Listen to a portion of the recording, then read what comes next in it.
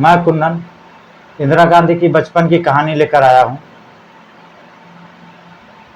कृपया सुने।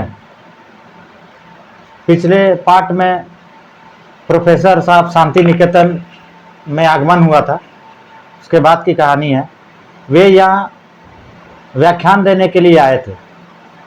कला भवन को व्याख्यान स्थल बनाया गया था, वहाँ जूता पहनकर जाना मना था, लेकिन प्रोफेसर महोदय ने जूते पहनकर कला भवन में प्रवेश किया। इंदिरा और उनके कुछ साथियों ने उन्हें जूते बाहर उतारने के लिए कहा, पर प्रोफेसर ने उसकी बात को अनसुना कर दिया। इस पर इंदिरा को बड़ा क्रोध आया। वे अपने साथियों को लेकर कला भवन से बाहर चली गई। इससे प्रोफेसर साहब को अपमानित होना पड़ा। इसकी शिकायत उन्होंने गुरुदेव रविंद्रनाथ टैगोर से की। गुरुदेव ने जब इसका कारण पूछा तो उन्हें पता चला कि इंदिरा और गनी खान ने प्रोफेसर के गलत आचरण के विरोध में उनका बहिष्कार किया है। गुरुदेव को मणिपुरी नृत्य बहुत अधिक पसंद था। उन्होंने एक नर्तक दल भी बना रखा था। उनके इस दल में इंदिरा भी शामिल थी।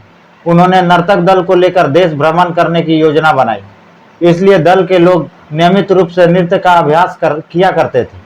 इंदिरा भी नृत्य के अभ्यास में व्यस्त थी। एक दिन गुरुदेव ने उन्हें अपने पास बुलाया और एक तार दिखाया जो इलाहाबाद से आया था। तार में कमला की गंभीर हालत की सूचना थी।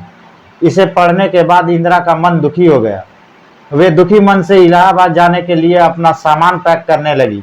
सामान पैक करने के बाद उन्होंने शांति निकेतन के सभी लोगों से विदा ली। अंत में वे गुरुदेव के चरण स्पर्श करने के लिए उनके पास पहुंची। यदि तुम कहो तो मैं तुम्हारे साथ इलाहाबाद तक किसी अध्यापक को भेज दूं, गुरुदेव ने इंदिरा से कहा। नहीं गुरुजी, मैं पिताजी से अकेले यात्रा करना सीख चुकी हूँ, इंदिरा ने गुरुजी के चरण स्पर्श करते हुए कहा। गुरुजी इंदिरा की दृढ़ता से बेहद प्रभावित हुए। इंदिरा के शांति निकेतन से जाने के बाद उन्होंने जवाहर को भेजे एक पत्र में लिखा, इंदिरा का शांति निकेतन में रहना बहुत आवश्यक था। वे यहाँ से जाना नहीं चाहती थी, लेकिन उन्हें तार पाने के बाद विवश होना पड़ा। वे दुखी मन से अपने माँ के पास गई। मुझे यह जानकर बड़ी खुशी हुई कि आपने अपनी पुत्री को बहुत अच्छे संस्कारों में पाला।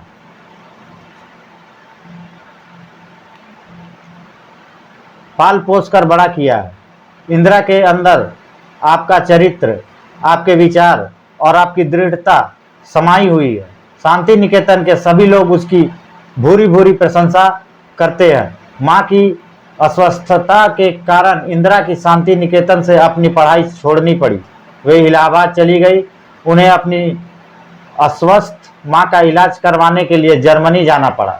इंदिरा अपनी माँ को बहुत प्यार करती थी। जर्मनी में इंदिरा अपनी माँ की देखरेख में व्यस्त रही।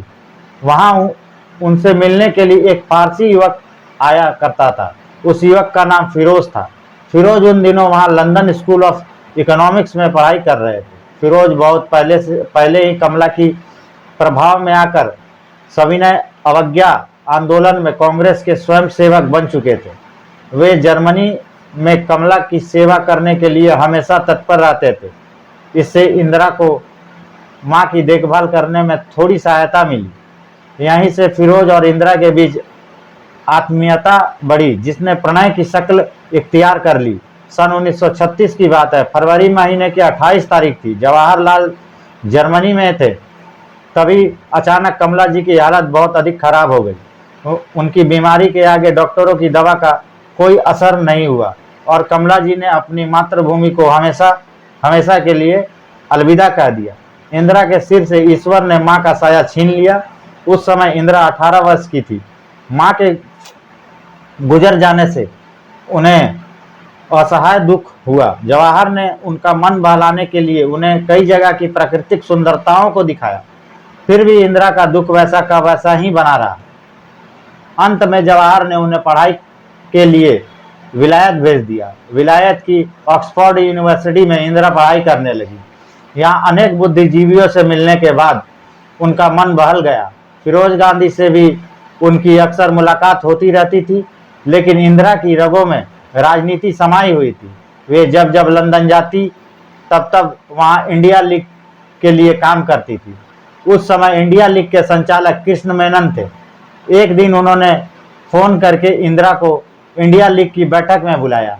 इंदिरा बड़े उत्साह के साथ उस बैठक में हिस्सा लेने के लिए पहुंची।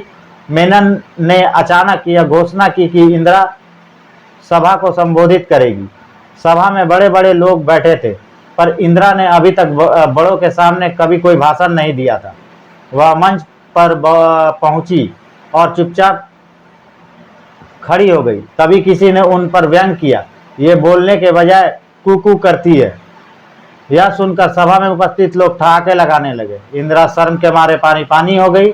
उन्होंने निराश होकर निश्चय किया कि आम सभा में नहीं बोलूंगी, लेकिन उस घटना से उनका राष्ट्र प्रेम जरा भी कम नहीं हुआ। ये देश सेवा के कार्यों में बड़ी लगन के साथ लगी रही और साथ में पढ़ाई भी करती रही। अब आगे विवाह की कहानी आपको अगले पार्ट में सुनाई जाएगी। जय हिंद दोस्तों।